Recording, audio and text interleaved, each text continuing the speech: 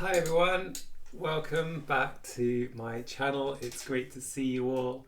I hope that you're doing better than I am because I have somehow managed to invalid myself.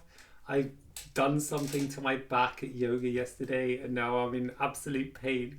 And so with that, coupled with the fact it's like minus 9, but it was minus 12 earlier outside, I'm going to be coming to you from my flat today. I thought that with that fact that I can't walk and it's really cold, and the fact that I'm coming up to 2 years on HRT, I'm just a week away from that. That's wild. I thought it might be quite nice to do something a little bit different, a little bit more kind of reflective and celebratory of this milestone. And so I thought I'd do a different type of video today. And what I've done is I've taken a lot of different things that I have found to be particularly useful or not so useful along my journey over the last 2 years. And I'm going to do a tier ranking of those things, assuming that I can get my software to work. We will see if my technological know-how wins in 3, 2, 1. Okay, I think I got it working. Let's hope so. Now, I've seen several of these types of videos. I haven't made one of these videos myself, of course, but as you can see down at the bottom, we've got some pictures that represent various items or things connected with my journey. And I'm going to be putting these into lists and I'm going to say kind of why things are as they are as we go. I'm quite excited to see how this goes, and I hope that you enjoy and appreciate this as well. So let's start off with an obvious one. It's this one here, and this one represents the hormones that I take. Now, it might seem quite self-evident where hormones might place on a trans tier list, but I'm actually going to put these in to slot A or B. I'm going to put them into A. And hormones for me, it's not just about the physical changes which I've seen, and I have to be honest, sometimes I underplay the physical changes that I've seen, but actually I think they're really significant. I went into this process without having too high an expectation, and I didn't expect much physically from the changes, but I have to say, like, if you do a quick side-by-side picture of myself from pre-hormones to even 6 months to a year to where I am now, it's really remarkable. We're going to talk a little bit about some of the other things that I think have contributed to that, but the hormones have undoubtedly been part of that whole physical change. But also psychologically, like, my mood, my mindset is almost night and day compared to back then, and I don't think that would be possible without hormones, not necessarily because of what hormones do, but because of what they represent to me. It's not just kind of their actual physical, like, chemical impact, but also what that represents as a kind of an icon as well. So it's A. And if that's A, what could possibly be above that? Well, for those of you who watch this channel, you probably know, but we'll get to that for sure. Next thing I'm going to mention is makeup. Yeah, let's go with makeup. That's going to be an interesting one.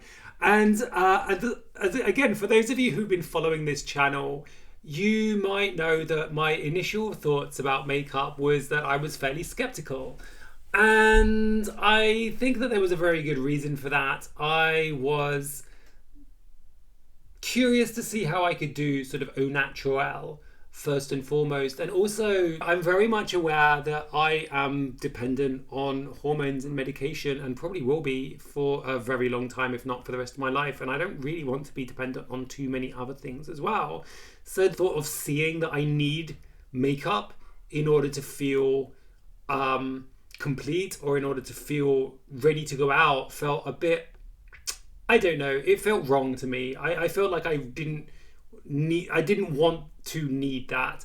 But ever since I've started playing with makeup, I have really, really appreciated the impact it has had on my appearance. And to the extent that I would probably sit it alongside hormones in terms of what it brings to me. And again, it's not just the impact itself, but it also, again, what it represents. I wanted to be one of the girls. And so having my own makeup bag makes me feel like I am. And I know that's not necessarily like 100% healthy, but it's where I am. And I think it's only fair of me to be honest about that in this video. I do enjoy makeup. I love playing with makeup. I love the fun and enjoyment that it gives me, and so I have to put it there, I'm afraid. Let's do something else, maybe a bit more controversial. Let's go with this one. What is this? Okay, so this is maybe not very clear. This should this should represent a LinkedIn screenshot, but you can't really see it. It's just it looks like an advert for a thing, but it's a LinkedIn screenshot. Trust me, it represents LinkedIn, but wider social media at large. And I'm kind of conflicted here because social media, on the one hand, did give me access to and did get me a lot more aware about kind of who I am. But at the same time, social media as it is right now is just a hellscape. And I would have to say it's much, much less useful now than it was years ago. So I'm actually going to put this down. Oh, is it a C or a D? I'm going to put it in D, I think. And specifically, I chose LinkedIn and not say Reddit because I've actively reduced the amount of stuff that I do on LinkedIn. I had been using it for several months because I was looking for work, and I'm not doing that so actively these days. And I did feel that my mental health was taking a bit of a tumble.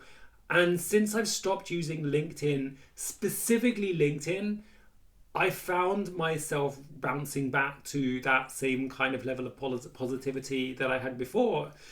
And I don't know what it is. There's something about LinkedIn. I don't use Facebook or Instagram so much either.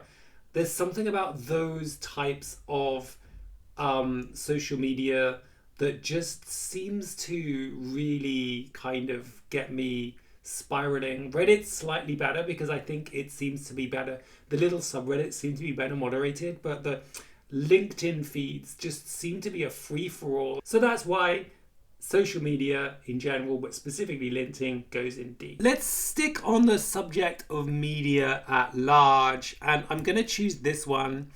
And now this is a couple of books, and I've chosen them to represent trans media, I guess. I've chosen Wrath Goddess Sing, which is a book about where it imagines Achilles as a trans woman, which is a very fascinating read. And I've got a book by Ursula Le Guin, because I wanted to have Left Hand of Darkness. That's not specifically trans, but it's kind of trans coded, that's for sure. But this kind of represents all trans media. And I'm going to be upfront, I'm going to put this in C. Not because of anything about those particular books. I loved Wrath Goddess Sing. Left Hand of Darkness is amazing. It's just I don't find that sort of content particularly useful for me in my journey. A lot of it doesn't really speak to me, and in terms of how I go about my life. And so while I love to see trans people represented on screen, I love to see our voices and our stories elevated. I saw the TV Glow. You might have seen my video about that. I absolutely loved. But in terms of how helpful they are, I don't think I found them particularly helpful. You might have, if you've watched I Saw the TV Glue and you used it as a sort of a launch pad for your own transition. It might have done that for me. That's great. But it just hasn't had that kind of impact on me whatsoever. In fact, I would say pre-transition, it actively prevented me from coming out. So I might have even ranked it lower than C, but I'm going to put it C because I do get some little euphoric boosts from reading some of the examples. But in general, I would say not fantastic. This picture here represents hair. And I chose this because I took this picture about 2 hours after leaving a hair salon after getting this hairdo, and it's great. I love this haircut. I'm going to put this at B. I can't quite put it at the same level as makeup or hormones, but I can't undersell how good a properly feminizing haircut is it changes the way that your face is framed, and to a certain extent the shape of your face as well. And again, it's not just so much the effect that it has kind of physically, but also the psychological impact that it's had as well. I certainly am very proud of my hair. I'm very insecure about my hair, losing it, like it breaking. I'm doing as much as I can to try to protect it. But if I were to lose it, then wigs would be an option. Um, so I can't put it at an A, but I love my hair and I really, really enjoyed the last haircut that I got. What's next? I'm going to go for this one. This is glasses. I'm going to put it here. It's the same as hair. And I realized that I needed glasses several months ago. And so I chose these frames and I love them. I really, really love them. I love the fact that these are women's frames, first of all. I also love the kind of effect that it has on my face. I think it gives my face a much more feminine kind of quality. So I'm going to put them at the same level as hair because I found them particularly good. Let's choose this one. This is jewelry. This is between A and B, I have to say. I'm going to say jewelry. I'm going to put it on the same level as makeup, I suppose, because again, there's something, it's not just about what it does. I love wearing fairly minimal jewelry, so a couple of rings, a necklace or two, some earrings. It just makes me feel, again, it just makes me feel like a woman. I loved getting my ears pierced and the effect that having earrings has. It just adds a little bit of sparkle, a bit of fun, a bit of playfulness to my image. And by just changing up the accessories that I wear, and you know, I could include, say, scarves in this, I could have bags in this, even though obviously that's a different kind of genre of clothing altogether. But these kinds of accessories, they do make a difference, and I think they do add a little bit of personality to how I present myself. And I think that's really important as well. So I love my makeup, I love my jewelry. I'm such a cliche. Sorry, not sorry. So let's stick to this kind of train of thought. And as you can see, I've got 3 different images relating to clothing. So first of all, I'm going to choose this one, which represents dresses and skirts. And yes, they go in A, absolutely.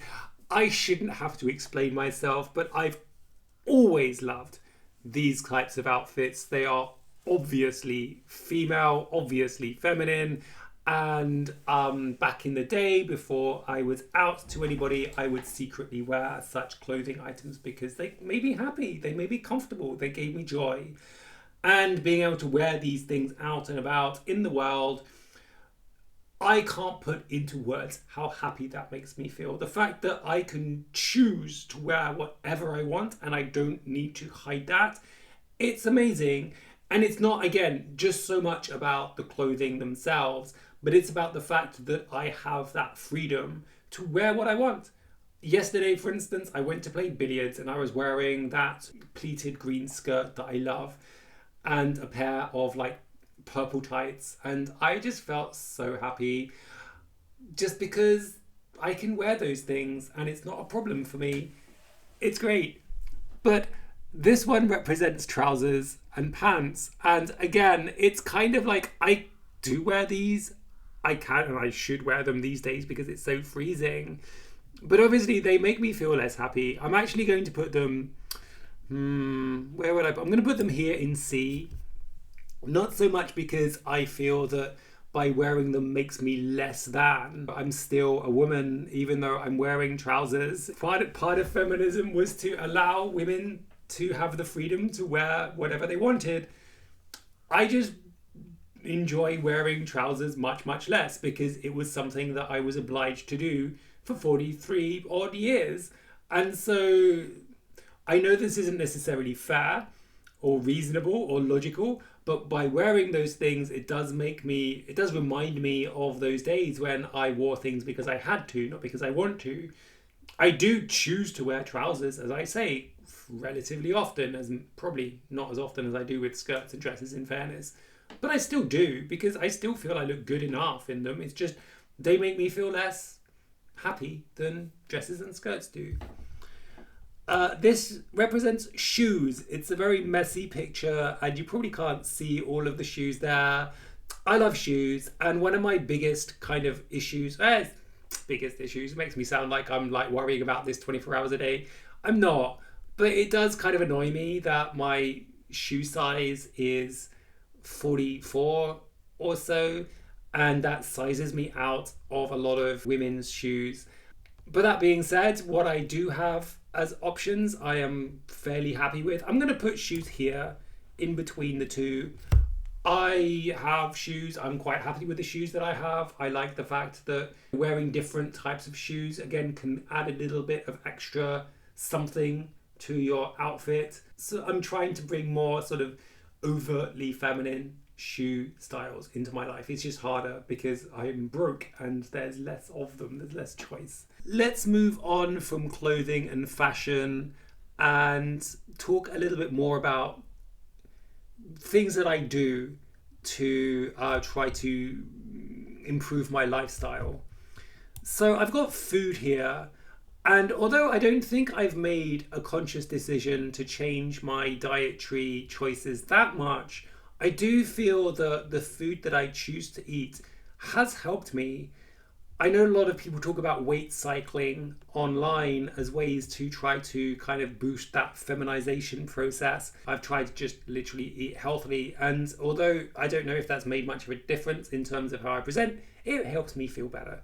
I'm going to put that here in B. Yoga, on the other hand, despite the fact that it feels like it's crippled me completely, I'm going to put here.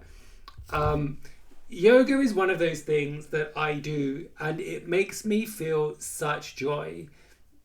And there were points, especially relatively early on hormones in transition, where I would go to the yoga studio, and initially I would be feeling fairly emotionally in turmoil, let's say. I would be feeling maybe more grumpy, I'd be feeling more emotional, I'd be feeling more sad, I'd be feeling more unhappy, and a 60-minute yoga session would just bring me back into myself. There were sessions where I literally cried tears of joy because of the gratitude that I had towards my body, the gratitude I had towards myself, in that I was making this decision. Yoga is this kind of exercise where you're very much focused on yourself, on your body. It's such a it can be such a spiritual sort of experience.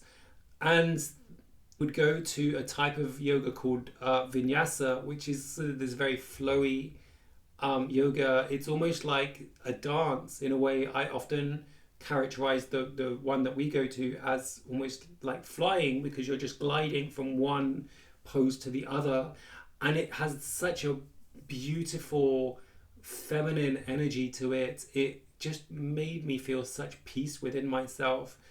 Not to mention that the yoga studio that I go to relatively recently invited me into the female changing area, which was just amazing. I didn't ask for that or anything. They just did it unbidden. And I just feel so welcome there and so safe there and so much just part of the group there. And yeah, yoga is absolutely part of one of the things that really, really, really brings me happiness and joy, unless it's crippling me, of course. What's next on my list? Okay, these pictures here, believe it or not, are people from work.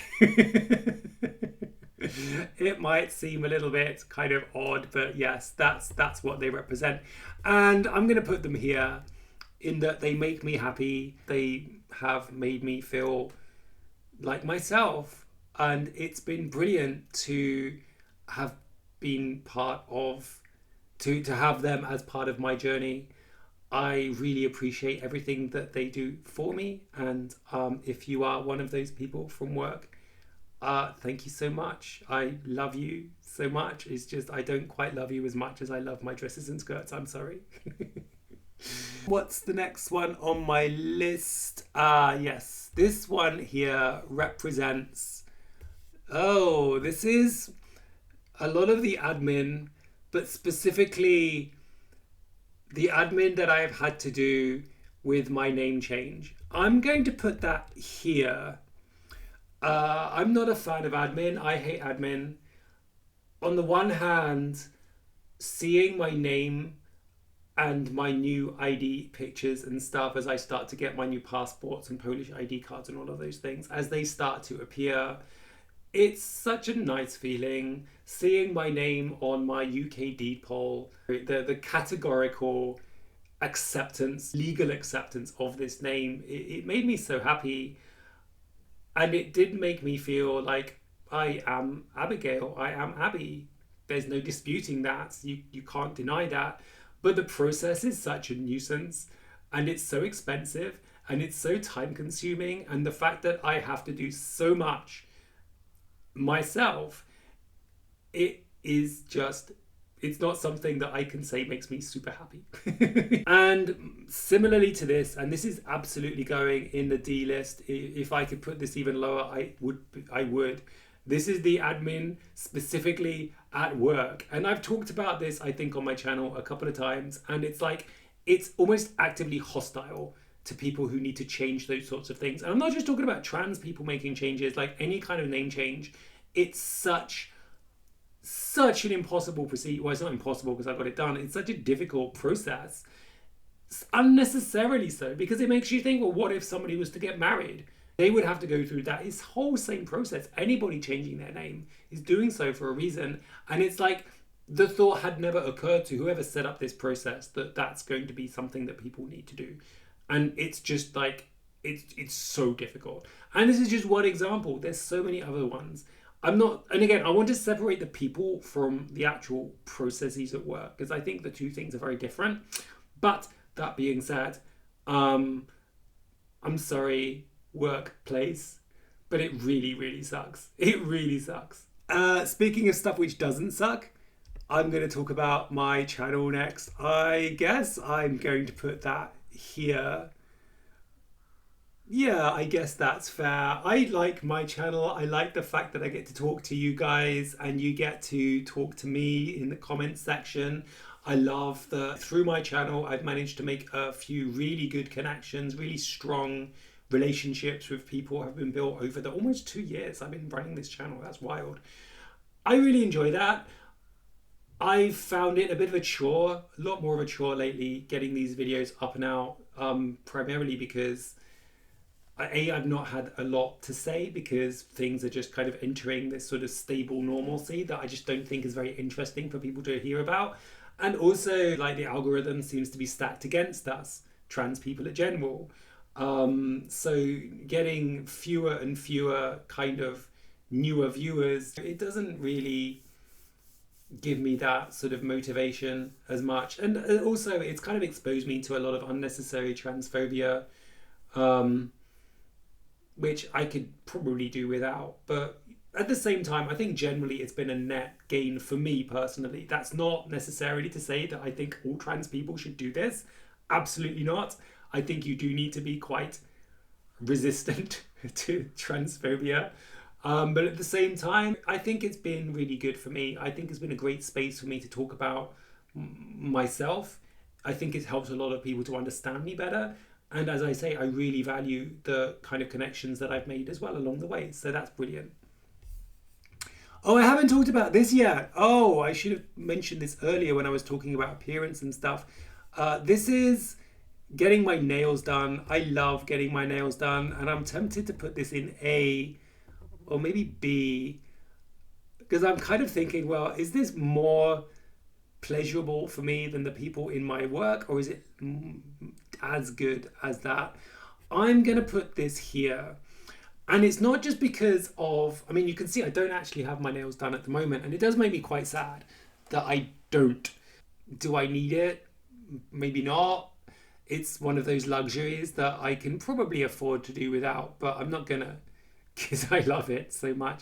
But it's also, there's something about that journey, that my journey, that seems to be intertwined with getting manicured. Getting a manicure was one of the first places where I went to where it was a sort of a semi-female space. I know many men get manicures and pedicures. So it's kind of like my first little foray into those spaces where I could feel more at ease and more calm in those locations. And also there was this growing confidence within myself in order to get more striking colors. At first it was just shaping and cutting, and then it was clear varnish, then it was like little dots of color, and then eventually it became reds and purples and all sorts of things. And I love that my confidence in expressing myself as a trans woman is represented in my nail journey as well. I think there's something really beautiful there. This represents my family, because this is actually a photo of the street where my mother lives, and I'm going to put them, it feels a bit unfair to put them in C, but that's exactly where I'm going to put them. And it's not necessarily something that they've done that's wrong, but it's more so that I've had to support them almost than they've had to support me. And that's kind of fine, because I did kind of expect that people would need a bit of hand-holding from me through this process. But it could be worse. I know a lot of trans people lose contact with their parents altogether, and maybe in a way it makes me feel like it's a bit unfair to put them so low. But just like with, say, transmedia, or with the admin to get my name changed and stuff, they bring me a lot of joy, little pockets of joy and happiness. But at the same time, there is a lot of anxiety and stress connected with that as well. It's not a pure relentless joy. There is stuff that is difficult there. So I can't really put them on the same level as my colleagues, because my colleagues are just, they have almost unquestioningly embraced me. But that's not been the case with my parents. But I completely understand that. At the same time, it's not like a criticism, it's a statement of fact. And similarly, this represents the trans and queer community. And again, I have to put them there. There are people within the community that I love, and there are people within that community who I don't really have much time for at all. I mean, it's a collective of people. That's to be expected. You can't really expect such a large and diverse group of people to be uniform in any way, shape or form. But I was actually expecting a lot more. I was expecting, I don't know, communities or little pockets of meetup groups here in Warsaw or something, which I just haven't experienced. It's just basically me here in Warsaw. I know some other people in Poland, but one's in Łódź and one's in Wrocław. It doesn't really help me in my day-to-day life in Warsaw, but it's through the other people in my life which have allowed me to flourish, to be honest. So there's two more things, one of which is kind of this book, which represents the witchcraft and magic of transness. And I'm going to put that here because, okay, there is this phrase, HRT is magic. And I kind of understand why that is, right? Because taking HRT, taking hormones, it does do magical things to your body. But you can't just say that this is a hormonal thing. There's so many other things. And I'm talked a lot about all of those other things here coming together to create that final kind of effect, or that ongoing effect that you experience through your transition. It's not just the hormones, it's all of those other things that I've talked about here. So I'm putting magic right at the bottom because I have not experienced magic. So much of what I have experienced is because of my hard work and because of the hard work and acceptance of other people. And that gets me to the very last thing on my list, and I've left this for last for a very good reason. This picture here represents Carolina, and she goes right to the top of the list. There she is. Because there is absolutely no way I would be sitting here today as happy, as comfortable as myself without her.